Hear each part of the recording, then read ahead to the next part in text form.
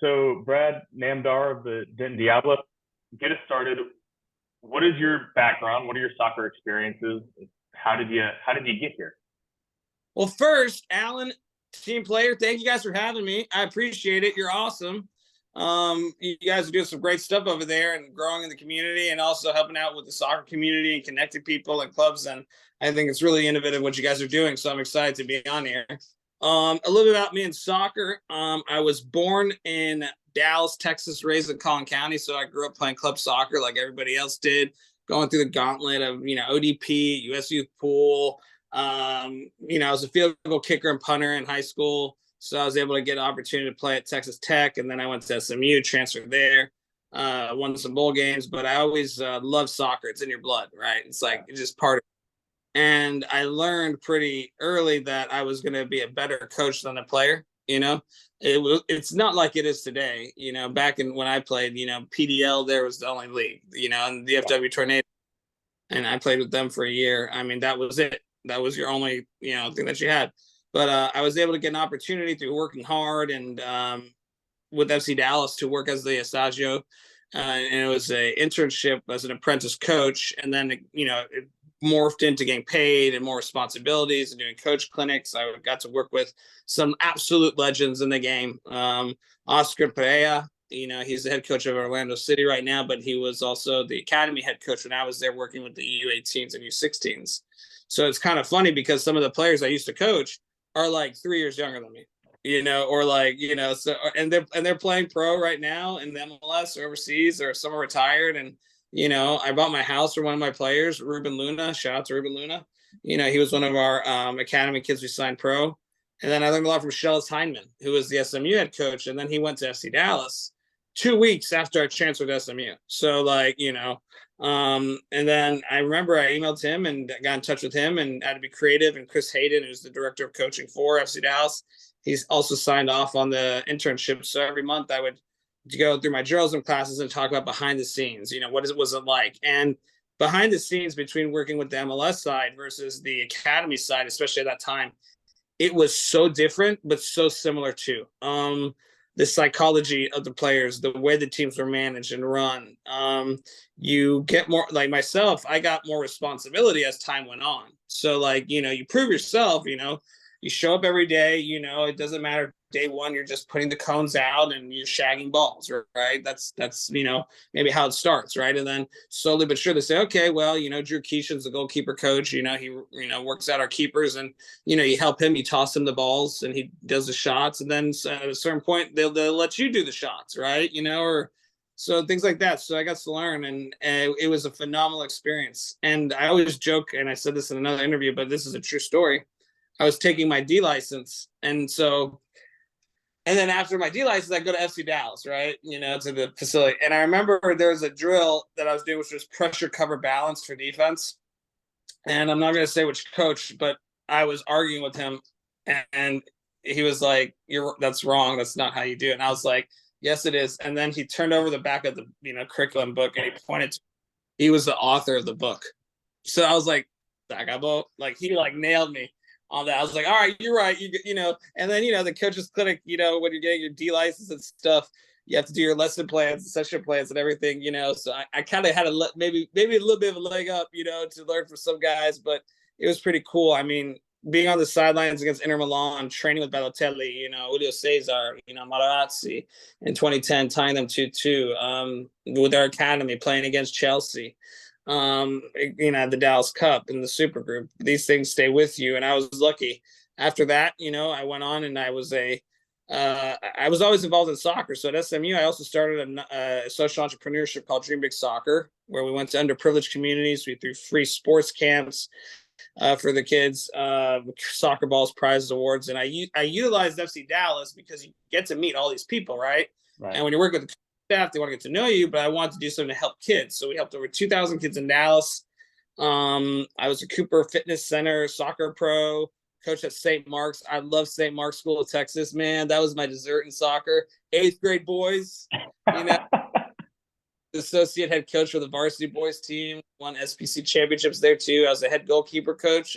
I learned so much from Drew Keeshan and also the goalies. I love training goalkeepers. I mean, they work the hardest in training. They always say that their day off is game day. Their Yeah. day off is game day.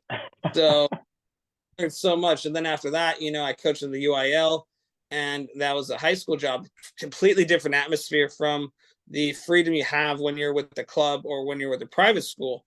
And you learn from adversities from there too, but also so many good players, and even in the high schools, which also it tugs at my heartstrings a lot, because I know there's so many high school players that can't afford to play club, they Right. can't afford to go to certain organizations. And so I felt very, very passionate about making sure that the team that I coached in high school, and I was a finance and accounting teacher too, to do the best thing I could with the team and give those guys the opportunity to play. And then after that, I had a job at Mountain View College, as the head men's and women's coach with a $1,500 budget, no recruiting cycle. Said, let's get at it. Love it. Had one of the best seasons we had in the history of our program, with all of our seniors getting opportunity to play at a 4-year school. And after that, I started my own candle decor company, art company. Just so that's another story in itself. And I always did that just to try to dip into just the private sector of business, international trade and commerce. And you never think that you would be away from the game as long as you are, right? Life moves so fast, so fast. Yesterday I was 20. Today Right. I'm 34. I feel you. So then I had an opportunity with the Diablos. Good guy, great friend, good person in the industry, Michael Hitchcock, and I got together in McKinney. We sat down, we talked about the game. He said he had an opportunity at the Diablos. I met with Damon, who's also one of our owners there. We discussed, what is the objective of the club? What is their objective at the end of the day? And they wanted to make me the GM and technical director, which I don't take lightly, because I know those positions as a GM and technical director for a club is very serious, especially at the NPSL level. It's not like just a recreational league or something. It is something that they're investing in, and so we have to push. And as long as our ownership and myself and our coach and our back office and the community gets behind us, we should be a very competitive team. Yeah. So let me ask you. Let me stop you real quick. So player, coach, community advocate, businessman. Like, literally, it sounds like you've done everything over the course of the last 15 years. I love it. So the opportunity. What's that? The last 15. I got my butt kicked too. You got to get your butt kicked. So Oh yeah. So the opportunity with the Diablos came across your desk. You had the relationship, but what was it about the organization right now that caught your eye and got you on board? That's a good question. That's actually a really good question. So for me, I knew that they won a national title in 2021, and immediately once I knew that, I went and I looked at their results the following year. They finished, I think, 5th in the table. They did not make it to the the Lamar Hunt Open Cup, the U.S. Open Cup. They did not make it to the playoffs, and I automatically knew, just by knowing from the soccer world and also knowing from just the way soccer works, that they had a hangover. They had a hangover for winning the national title. And then it's kind of like when you move in a house, you check the faucets, you turn on the lights, what's going on here, turn on the fan. So it intrigued me, because I thought, okay, well, that team had talent. They won in 2021. They were mid-table in 2022. So in 2023, we're going to have to make some changes. That it's a challenge for me. It'll be a challenge for the club. But I do feel confident, because we do have quality players. Some may return, some may not. I welcome new players all the time. And I do believe that it's, a team that wants to win. And I think that, having people like Michael Hitchcock and Damon and the ownership there that, have my back, have, trust my vision, trust the vision we have with our coaching staff, with our club. If we follow that formula and methodology, we will win. If we don't, we will lose. We will lose. Awesome. So you mentioned that Diablos won the NPSL championship in 2021. What is the history of the club? How long have they been around? So they started 2018, and here's the thing. I mean, look, everybody wants to win a national title. At the end of the day, that's the goal, right? It's to be national. They've won the Roja League, they won the the Lone Star Conference, they've won a lot of trophies, right? And sometimes with teams, when you have success too early, right, you have nowhere to go but down, right? And so, starting their club in 2018 to winning a national championship, we had the COVID lockdown in 2020, so that made it difficult for the league to play. Coming back from that to win a national championship with over 90 teams across the country. And we sent some players to the MLS, and we sent some players to play professionally overseas. Yeah, you're going to get whiplash, just like when Tottenham Hotspur won the Champions League final, and then they didn't qualify the next year. Yeah. So I think that I don't want to. I mean, we get the star on top of our crest, for a reason. That's because we won a championship, but by no means does that mean, and in my opinion, that we are the front runners at this point in time to win a national title if we don't put in the work. You learned also what happened in 2022 that was different from 2021. Yeah. So that's one of the first things I did. I said, why did we win in 2021? You talk to players, you talk to other stakeholders, you kind of get a good feel for it, because I'll be honest with you, a lot of times people are scared to tell the owners, they're scared to tell, the coach, they're scared to tell stakeholders, look, this is not why we won. This is not, and for me in my job, if I don't say it, I'm not doing my job. So I have to be very transparent and blunt, saying, this is why you lost in 2022. This is why you won in 2022. This is what we need to do. Here's what our competitors are doing. Are we keeping up with them? What can we do to supplement that? What can we do to attract the players? And I think, and I'll be frank and I'll be very honest when I say this. I know that a lot of good players know, and good people in soccer know who I am, and will want to come to the club to, work with myself and the coaching staff that we have. Yeah. And resources and network that we have. So, hey, be a good.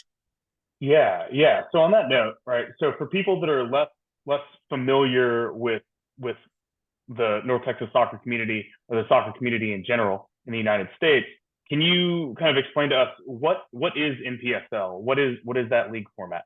So the NPSL league, is individually owned clubs. There's over 90 of them, I believe, right now across the United States. It's a great platform, and it's a mixture between, players who may have played college, players who have played pro, players who are international, players who are adults, and it gels them together and gives them a platform to go play at the higher levels, whether that's going to be USL, USL1, MLS, all that stuff, or internationally. So it's a very professional league, and it's a very prestigious league. It's been around for a long time.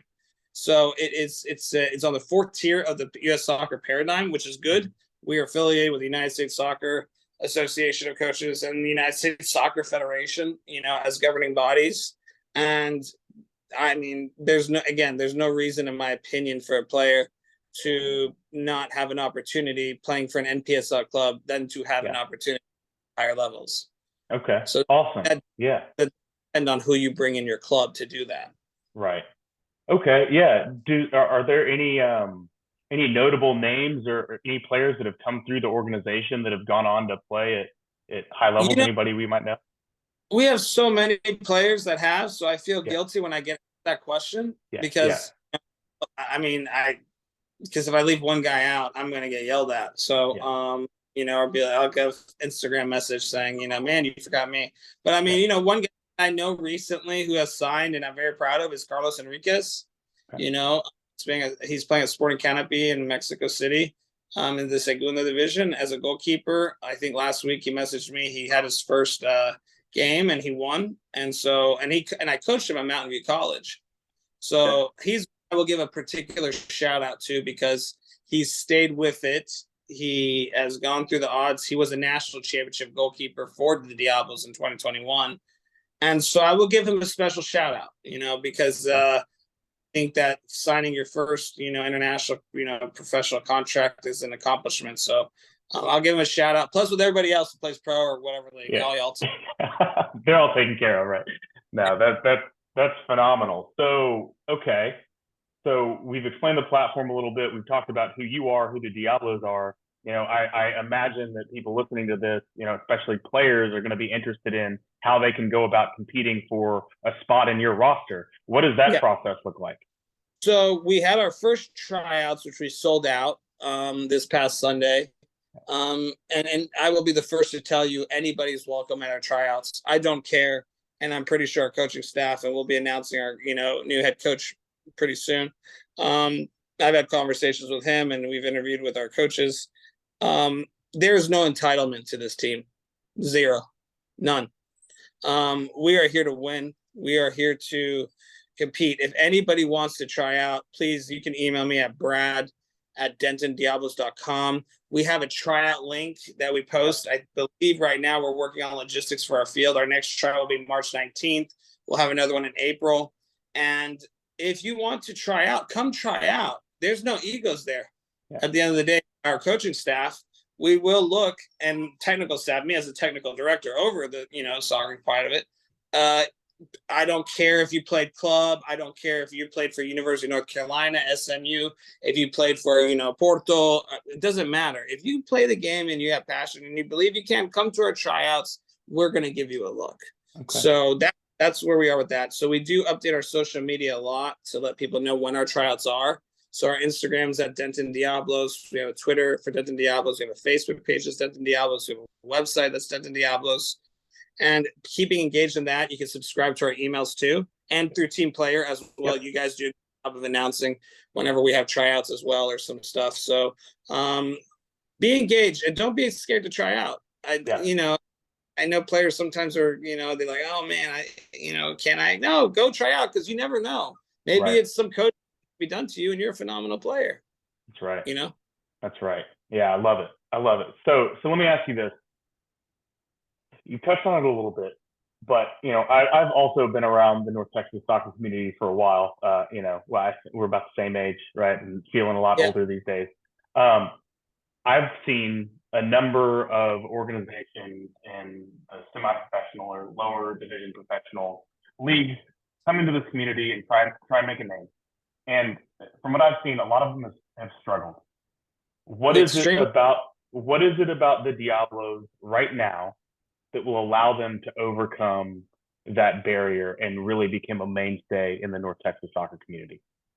Our ambition and our ability in our back office to work together with our, coaching staff and the community. Listen, we are the Denton Diablos. So I look at it in twofold. As the GM, I say that, okay, Denton is our community. Our stakeholders have to be in Denton. We do have some sponsors that are from Dallas County, Collin County, but I'm putting a lot of pressure to make sure that Denton is our support base, because that's where your market is, right? Yeah. Second thing that I put a lot of attention and emphasis on is there's a nonprofit that operates out of Denton called Goal. Now, these are volunteer coaches, volunteers, teachers. They work independently without UIL funding. They don't have funding from UIL, but they made a domestic league for elementary school and middle school kids all the way to high school, to where they can compete. And I had never seen that in my life. That's when I fell in love with it. They have 1,100 players. They're in Denton. Wow. Yeah, they're in Denton. So I look at it, how can we, as an ambassador of a club, help them? Whether it's, I don't know. I have coaching notebooks. I give it to the coaches, from coaching class. Whistles, balls. I've donated my own bibs. I've donated soccer innovations have been awesome. You give them a net. To them, it's, it's for us. That's what we are the ambassador. We're the NPSL team of that county. We should be doing that. So that's something we're going to keep doing and investing in those relationships. So as long as we get our community stakeholders, our fans, and we play attractive style soccer, we're approachable. We do not act like we're Real Madrid, because we are not Real Madrid. We'll be successful. Yeah. Awesome. So no, I was not familiar with the Goal program until I think I saw you post a little bit about it on social media. It looks awesome, and I'd love to talk with you a little bit later on how I can get involved. But so you're in association with Denton Diablos, getting involved in the community. How can the community support you and the Denton Diablos? The number one thing number one is this, is that, like, we have to look, and it's not that we don't have it, but I want us to grow to be a national powerhouse again, but also to be look, I have colleges from Arkansas coaches emailing me. I have players from every part of the globe emailing me. There's no shortage of talent or coaches or things like that. What we need from Denton is, one, sponsorship support, because we do have to operate the club. We want fans in the stands. I'm working on some competitive ticket pricing, season ticket things to offer. You can go online right now if you want to and buy your season tickets for all of our home games this season and exhibition matches, and there's some perks to it as well. So I would encourage everyone listening, please go online and buy your season tickets at our website. And just also, again, I'm very, very firm about having Denton, community stakeholders. So we offer sponsorship packages from $250 up.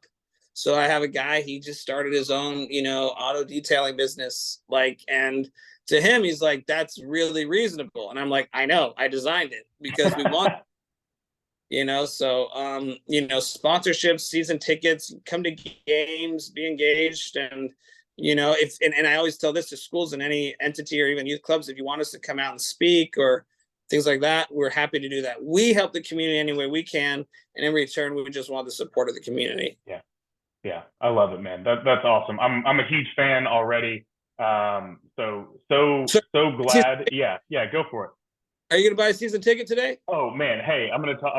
I got a couple things for you once we close the interview. I've got some thoughts, but yeah, man, I need to get one of those jerseys and then I'm in for life. You get a jersey. You heard it here. Hey. Jersey. So, Brad, anything else you want to put out there for our listeners, for the community, before we kind of wrap things up? Sure. I'm excited about this season based upon what we have coming in store. But what I would love is I want everyone in Denton County or North Texas soccer that wants to see an attractive style of play, wants to see a team that has won a national championship, because the fact is that we're the only one in this state who has. So we have some methodology of success. We're going to increase that methodology of concept of play, of concept of, taking care of our players. We have some great sponsors, that are going to take care of us, from cryotherapy to baseline testing to a lot of things. So we're going to take it another level. So I just want the fans, please, feel free to buy season tickets. We're going to be doing a blowout apparel sale starting next week, where we're going, even this shirt right here is going on sale. We're going to be doing blowout apparel because we have a new sponsor coming. We're going to do a sponsorship announcement. So we're going to be getting rid of a lot of our old apparel for our fans at very affordable prices, a big e-commerce push next week. And just support our club in any way we can. And people can email me anytime if they want anything from us to come out to a game. I had a restaurant email me if I can send them a Denton Diablos sign. So I printed one and laminated and brought it to them. We will do whatever we can to help our community support us. Awesome. A true man of the people. Brad, thanks so much for chatting with us, and looking forward to doing it again in the near future. Thank you for doing what you're doing, because it's important for soccer in North Texas. You alluded to that it's hard for clubs and organizations to grow. And I'll say that politics is involved in some of that. Clubs that have been here for a long time, it makes it difficult, but there is a niche now. I feel like there's a niche now for more authentic people and coaches and organizations to come and infiltrate that market. So I think you guys are doing a great. Love it, man. I appreciate that. Brad, we'll talk soon, man. All right, man. I got your jersey. All right. Bye.